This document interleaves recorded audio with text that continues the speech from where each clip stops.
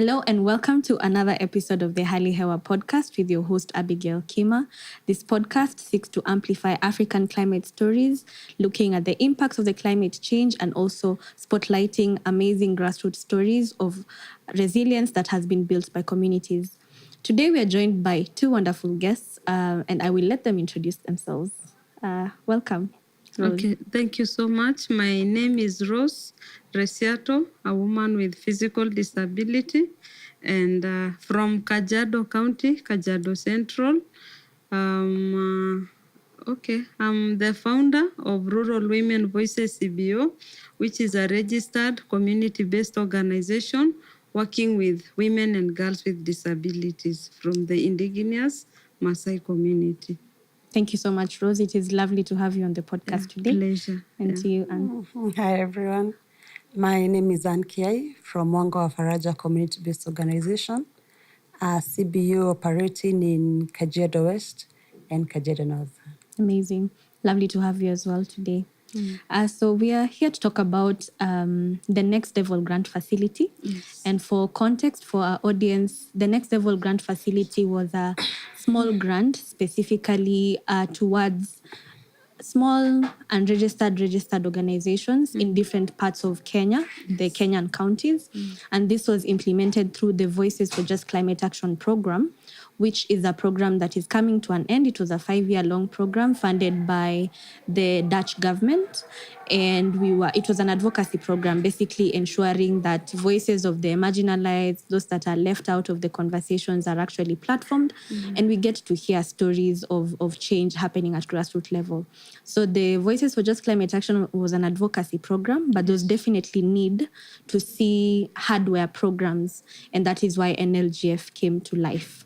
So before we get into NLGF, I want you to tell us more about Rural Women CBO. Yes. You have talked briefly about what you do, where you're working with women and girls with disabilities, but just to allow us to know more about what you do. Yeah, pleasure. Rural Women Voices CBO, we work with women and girls with disabilities.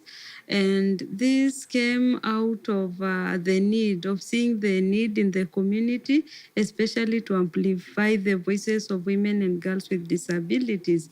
You see now from the Maasai community, women, especially women, do not have that opportunity to have a voice. They do not have a voice really. It is a community that is more centered on men. Yeah, so what we did, we came together as women with disabilities.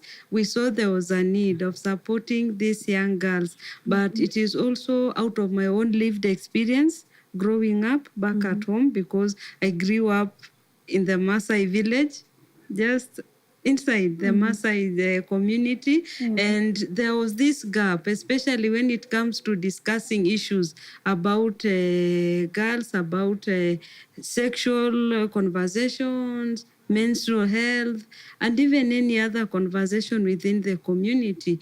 But I also saw that there's a gap when it comes to women leadership, and there was no way that young girls are being mentored to be leaders. Men are mentored, boys are mentored, but girls are left out. So even after coming together, we also saw there is also a need. Also, it came the matter of climate justice and climate change.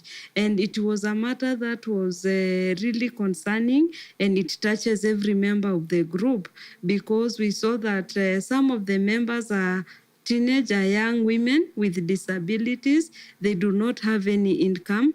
Majority of them wamefika to Form 4, and then maybe they could not continue with college. We found that most of them were also doing beadwork. So we said, okay, why don't we come together and we do also beadwork as a group and see how we are going to generate income to majority of the members in the group. And that is when we also we began the project of beadwork, and that is we saw the call. I think I saw it through a WhatsApp group. There's a WhatsApp group called Sauti ya Kajiado, where karibu all the residents wa Kajiado tuko huko. So someone just shared and I saw it's something I could try, and yeah, we are here now. So we were supported 2 projects, container gardening, smart agriculture, kitchen gardening, and online bead business for women with disabilities. And I can say that it's a success, and it is something that all the members of the group, they're really happy about the project. And yeah, it's our first funding, and it was successful because we just registered the CBO in 2023 around August. Yes. Amazing. Of course, we will still get deeper into what you shared in terms of the impacts, but Yes. to commend you for the good work that you're doing. And Thank you. of course, understanding the context that you've put forward about the women basically not having a voice in your community and really figuring out a way to mentor young girls. So kudos for that important work. Yeah, thank And to you, Ann, tell us a bit more about Mwanga wa Faraja CBO. Mwanga wa Faraja CBO, as the name Mwanga wa Faraja, it's a CBO that was born from wanting to share, from sharing a personal lived experience with GBV. So Mwanga wa Faraja advocates for survivors. We saw there is a gap as a survivor of violence. There is this context that is forgotten, survivors. So we started as an initiative telling our stories, encouraging survivors to tell their stories, to have that hard conversation about gender-based violence. And given that you're in Kajiado, GBV comes in many forms. In Kajiado, FGM, early marriages, there's a lot of defilement. And given that it is urban and rural, there is also the slum aspect. So given that I'm born in Kajiado West Kiserian, so I get to see the more of the town bit, and there's the rural area bit of it. And speaking of, we saw it in the initiative talking about gender-based violence, so we'll go at all aspects.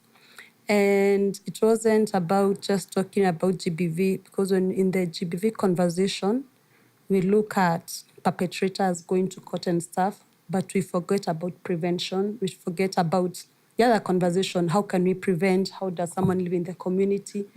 How, given that we're in Kajiado, how the girls who are the girls and women, we forget all about that.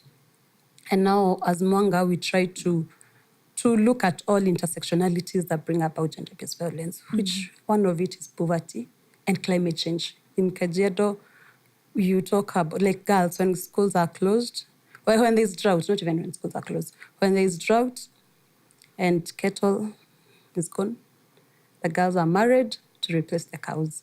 And for you to get married, you have to be cut. So I started as advocacy, with more advocacy and just creating for us to prevent this violence. What can we do? What is to be done in the conversation if it's empowering the girls? And now, because it's prevention, we do a lot of mentorship. We're in schools. And now to engage the boy child, we even do sports for development. We do chess, we do football. Now having the boy child to talk about gender-based, having these conversations. And as I said, given the unique situation of Kajiado, when we're in town, we do sports. When you're in rural, we support shelters, we do like the rescue centers. So as is mentorship and talking and advocacy. And as given that climate change was part of the GBV, so we found ourselves talking about climate change. And my background, I had worked in Kajiado, rural Kajiado, doing a previous project on climate change. I was with women. I saw how they had hit. And also, I remember the drought of 2022. I saw children fainting out of hunger in town, in Kajiado North. So it was just, you see, it's poverty and climate change. They were so much interlinked.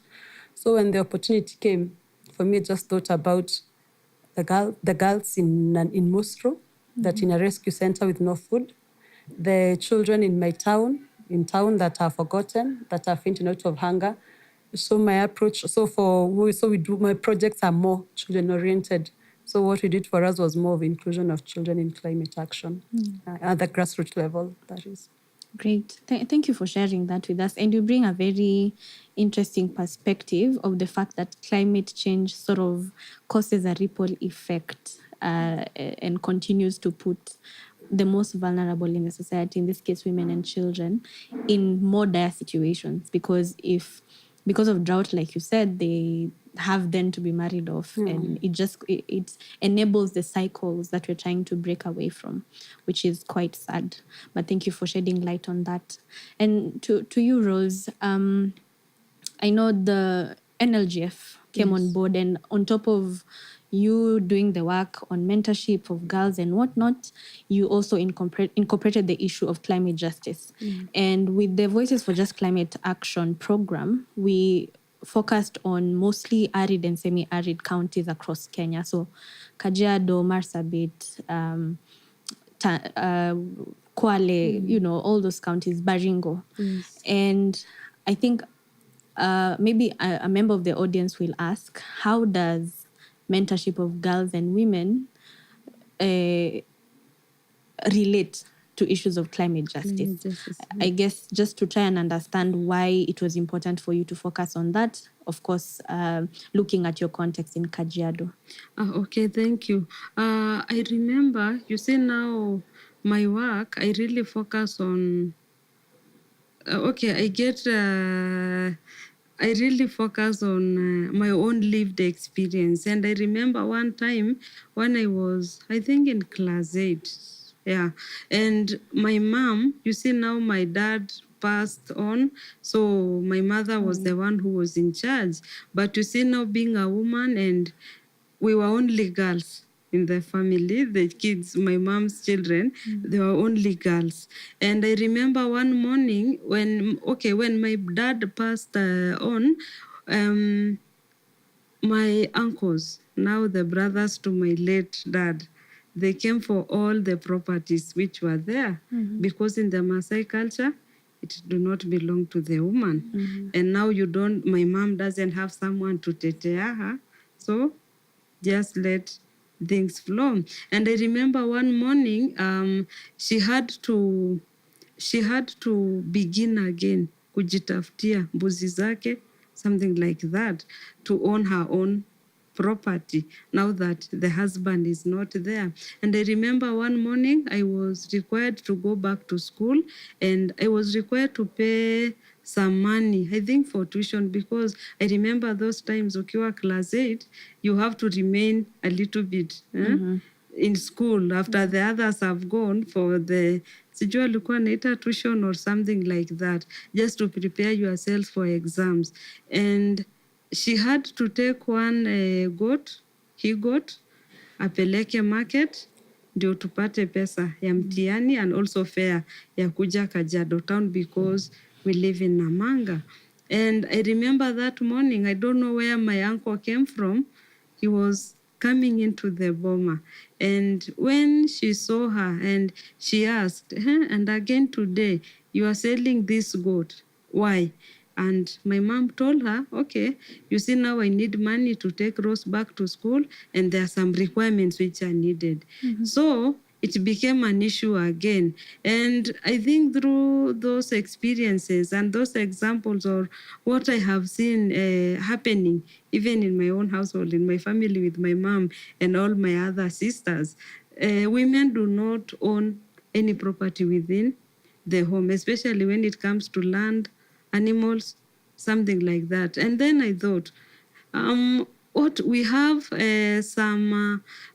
some resources within the community enye wanaume hawawezi kuwa entitled to, and that is beadwork. And even if you have a kitchen garden, it doesn't belong to the man. So it gives women that kind of ownership, to have something of your own, to economically empower this woman to be able to take care of their basic needs. So the relationship between climate change and even our culture, or even how we do things in our culture, that is where it comes in. Because you see now there's drought, there's no food, and the animals which people were looking were the animals which they were used, maybe the family was depending on the animals, they are no longer there because there's no grass, no water. So what do? So empowering these women to own their own lives, to have something for themselves, is what really brought a little hope. And that is what we are doing as Rural Women Voices CBO, to give women what belongs to them, something that the men, hata wakifanya aje, hawezi nyang'anywa, because there's no way a Masai man can come and claim anything made of beads kusema ni yake, or even a kitchen garden yenye iko nyuma ya nyumba and he is enjoying fresh vegetables every day, maybe in the household, hawezi sema hiyo ni yake. So when it comes to climate change, it really affects women, and it is more the effects are even felt more by women and girls with disabilities, because it cuts across mambo ya menstruation, mambo ya chakula, and even maji ya kutumia. So for us, we thought maybe it could be easier if this woman akona shamba yake, mboga zake, and anaweza access mboga anytime they want. Because another challenge for women with disabilities is even the mobility ya kwenda sokoni na kurudi. You see, most of these markets are not even disability accessible. So the thought of, and it is expensive, because for another woman it's easier atoke nyumbani atembee by foot, goes to the market and come back home without using any penny. But for a woman with disability like me, nikitaji kwenda sokoni, lazima nitafute pikipiki. But now I have my own garden. It really cuts the cost. So you can use the money for other things, for basic needs, or even for other needs within the household. So that is how our story is. I don't know if I have answered. You have yes, really answered well, and yeah. it's very profound to, the way you've talked about making sure women own something that can't be Yes. taken away from them. And I think that's very important, and that is what empowerment actually should be. I'll stick to you for a bit briefly to still talk about now what the Next Level Grant Facility has done for you.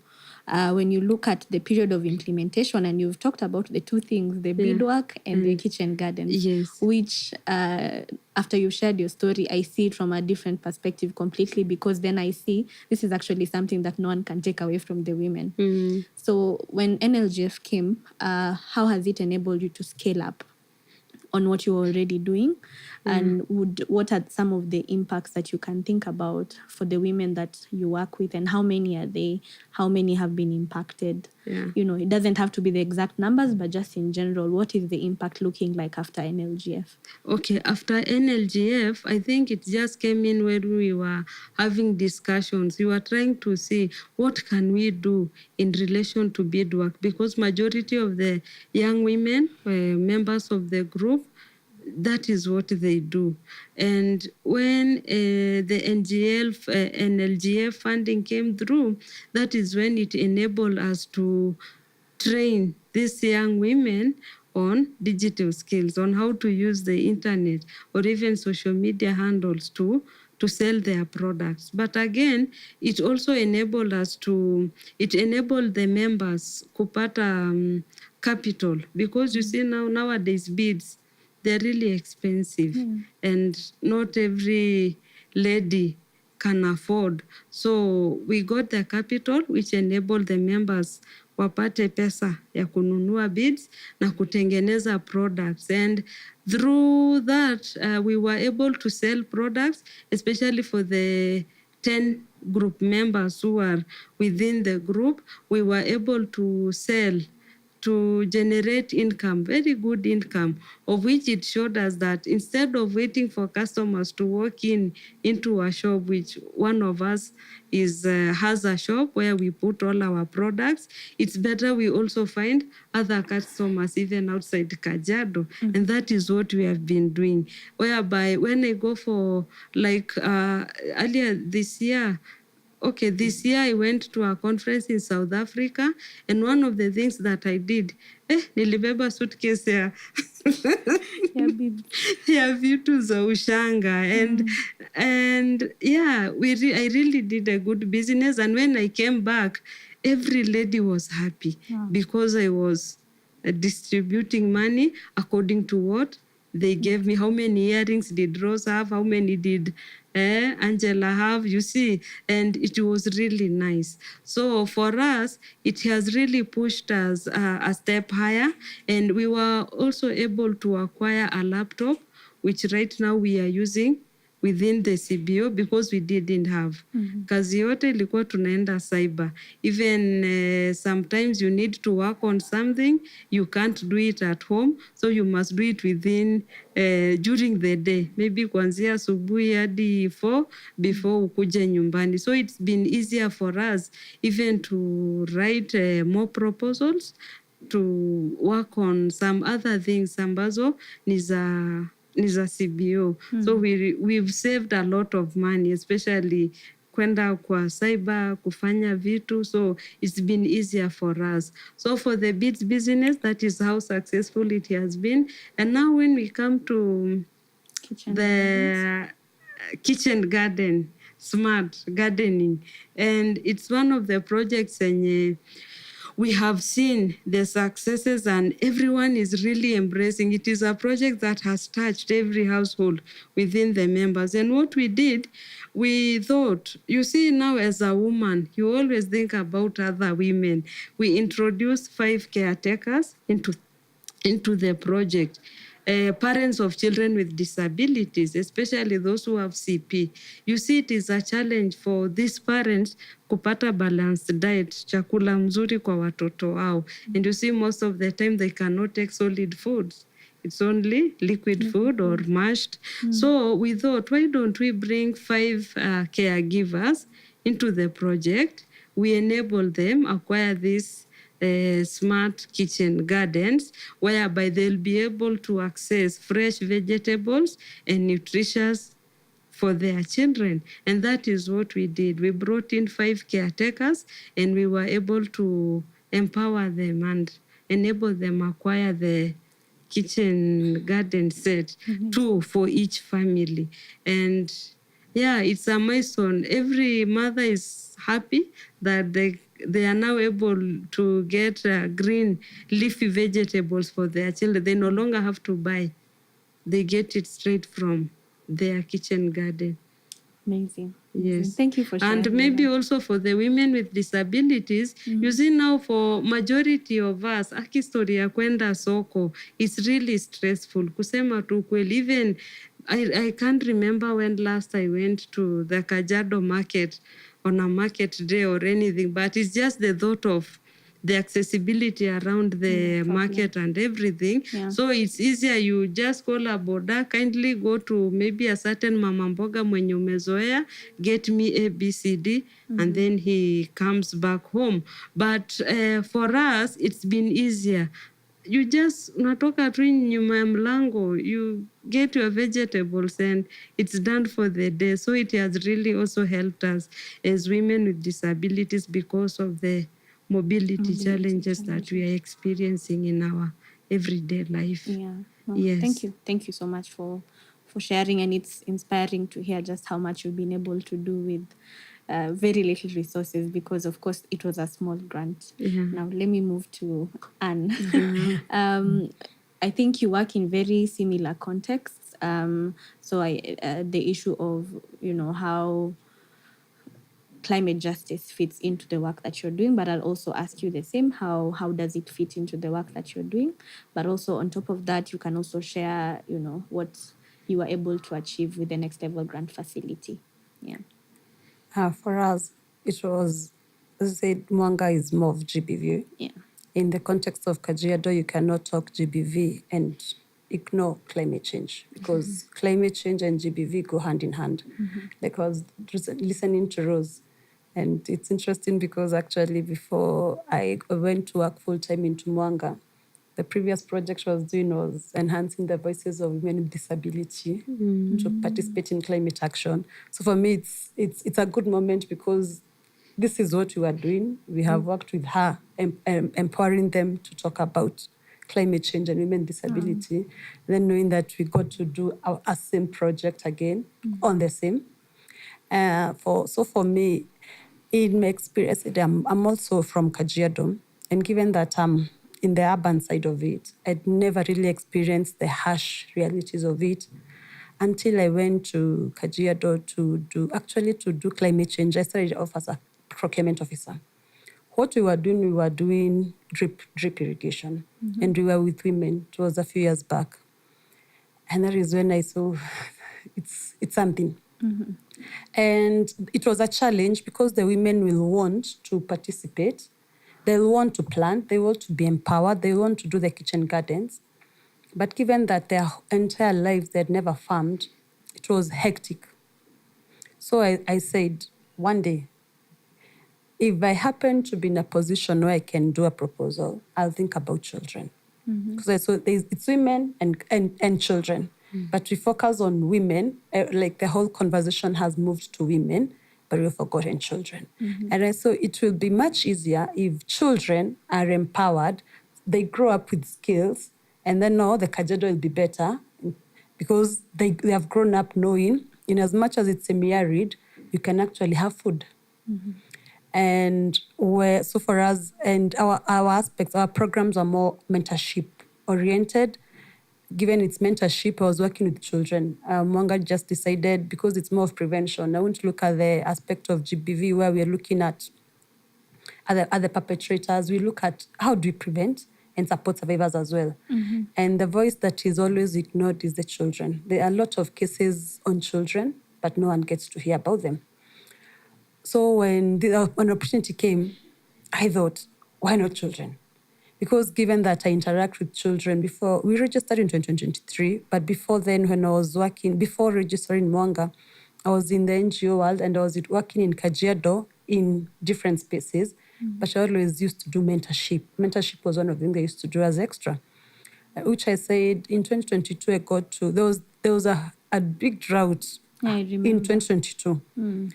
And in Kajiado, given that it's semi-arid, everyone focused on the rural Kajiado. And given that I'm in between, I've seen the town bit of it. I went to a primary school.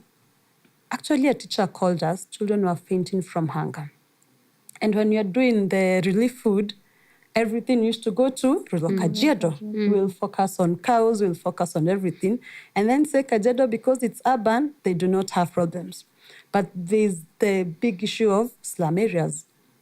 So children will faint, they'll have no food. And we did not have the tap or anything. There was no means of food in the school. And I noticed in urban Kajiado, we do not have water shortage in us that much, but we have not yet thought of we can have our food. So when I saw the teacher telling me as we were donating food, giving relief food, we said, are we going to wait for relief food throughout? And still, these children, because they are doing also CBC, innovative gardening, they can have the food and take it back to their parents. So our project was more enhancing innovative gardening and promoting Kilimo clubs. We remember we had for K clubs. So I said Kilimo clubs for them. So what we are doing there in schools, it's gardening in buckets, because as now in towns, we do not have the much space. But everyone, they have a bucket, they have a sack, they have a tire. They have anywhere you can get your greens. And the mindset was, if a child knows how to do, they'll take it to their parent.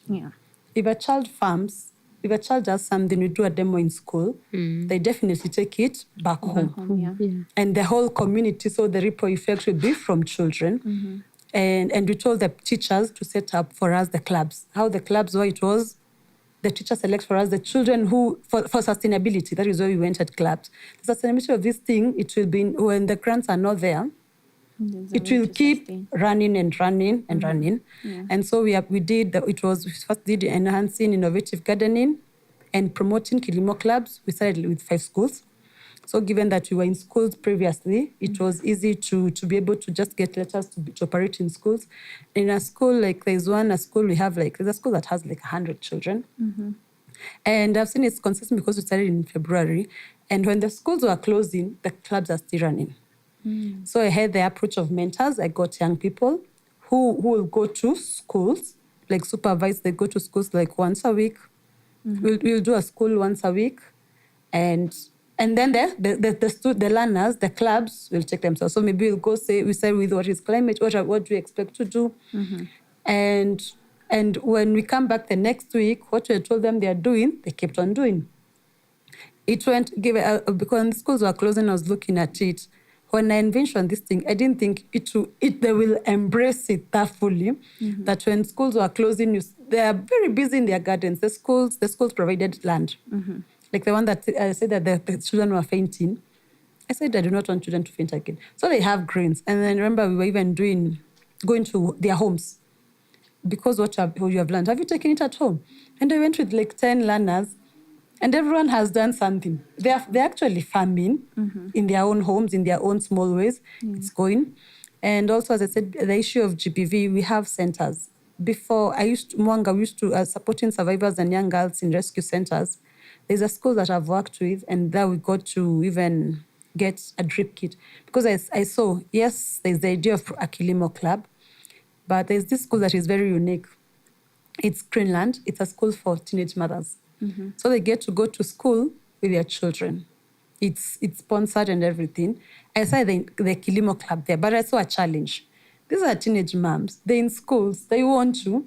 Them doing the innovative gardening, like the ones in primary schools we do, this will be a little bit tough for them. Yes, they want to, but given they're in a boarding school setup and there's the way you can look at it, we asked for more funding and we were given.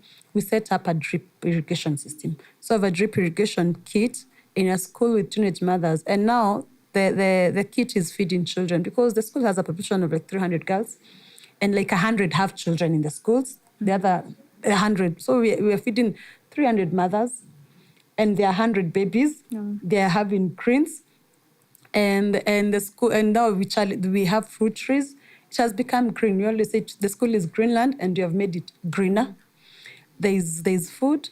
Its nutrition is for both the teenage moms. So we look at it. We are able to tackle development, GBV, and climate change. We have inclusion of the boys, because I find there's schools in urban that we have more boys. This is all. No, we have called the boys, all the boys instead of boys. Like we were talking, instead of you just doing during the holidays, you have an activity to be doing because you set up demos for you. There's also another school that we support where we found that the school had a farm, but the challenge was elephants. Yes, you'll have a demo farm, but there are elephants. Actually, a lot of elephants in Kajiado. So before also told, yes, we have a farm, we want to, but elephants. What is away elephants? Beekeeping. So we have been able even to introduce beekeeping through this funding, and now when you view, it's another project, and this beekeeping, this we've done, it's in a school that is a rescue center. So this one, we did it not long ago. We're looking at with the beekeeping, with the honey and the products from the beekeeping. Yeah. It will also support girls who are under a shelter, because those are girls who have run away from home, from FGM. And now we call them the Brave of Naningoi. They're young girls below. Girls.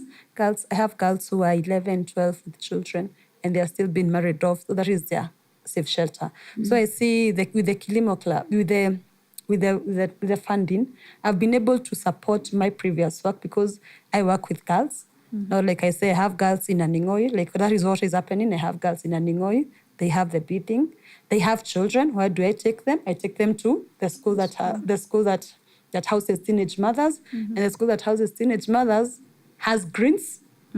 And also where I also do my normal mentorship, my boys have the Kilimo clubs.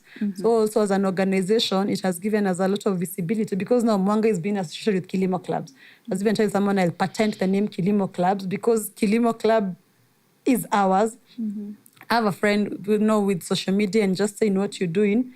So we have schools that are saying, what are you introducing? Kilimo Club. What is Kilimo Club? Is actually a name that we coined for this project. Other schools have for K and other names. Yeah. They say moving forward, Kilimo Clubs, I don't see Kilimo Clubs dying, because we have other schools replicating the same concept.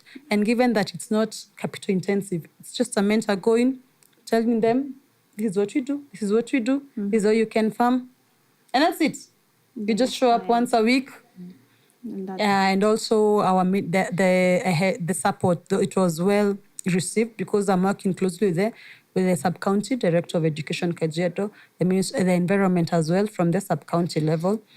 So they keep saying, okay, this and if like I was looking at, it's for us, it has given us a lot of visibility and opportunities. In as much as we haven't got another funding, but it has propelled us. When we ask who does climate change, it's because they say the group that does Kilimo clubs. Group that does Kilimo clubs, they have schools, they have learners. We have schools that have 100, which they have embraced. We have like over more than 300 learners in Kilimo clubs. And of course, now we keep on, when we do our mentorship, we have that component. Kilimo club now is part of our activities. Even after the funding, the concept will keep on going. And that one is not ending anytime soon. Yeah. And that's really important because it touches on the aspect of sustainability. And of course, we can speak for hours and hours, but I have really enjoyed listening to your personal stories, and it's very evident that whatever you're doing is coming from either a lived experience or you're inspired to do something because you felt the need to do it because you've seen it or you've personally experienced it. And as we wrap up, Rose, so what next for Rural Women CBO, briefly? Okay. For Rural Women Voices CBO, we'll continue. We'll continue with our projects now that you boosted us and you gave us an opportunity to begin. And I believe that it's just the beginning of good things coming, especially for 2026. So we are looking forward to applying for more grants. You see also the CBO is also part of the Kenya Network of Women and Girls with Disabilities, which is a loose coalition of women-led CBOs and organizations of women with disabilities in Kenya from the different counties, Mombasa, Machakos, Kajiado now for Rural Women Voices, Kisumu, Nairobi. Yeah, we have different groups from the 47 different counties in Kenya. So through the network, we came together so that we can pull resources together, which will enable members to work in their respective counties. So that is what we are doing. And for 2026, yeah, there are grants we secured through the network. So we'll continue working, especially on climate justice and climate smart skills for women with disabilities. So for Rural Women Voices, kazi inaendelea. Amazing. Kazi inaendelea. Yeah. Thank you so much. And for you, Mango, what should we see out of 2026 and beyond? 2026, given that we have clubs, we are looking forward to schools opening. These are clubs that are there. We'll keep on doing this and promoting more clubs. And with the visibility that has come with it, we have a name because the challenge was, as a small organization, as a startup, getting the first funding. And after the first funding, we're actually very confident that we can only move forward and better. Yeah. Amazing. Thank you so much. It was lovely having both of you on the podcast. Of course, we wish it could be longer, but this is just the beginning. And I wish you well as you move forward. I am glad that VCA and NLGF gave you a push. It has given you proof of concept. And to the viewers and the audiences, if at any given point in time you would love to support their work, we will be sure to share their information on the description bar. And feel free to reach out to them and support the good work that they're doing. Until next time, bye.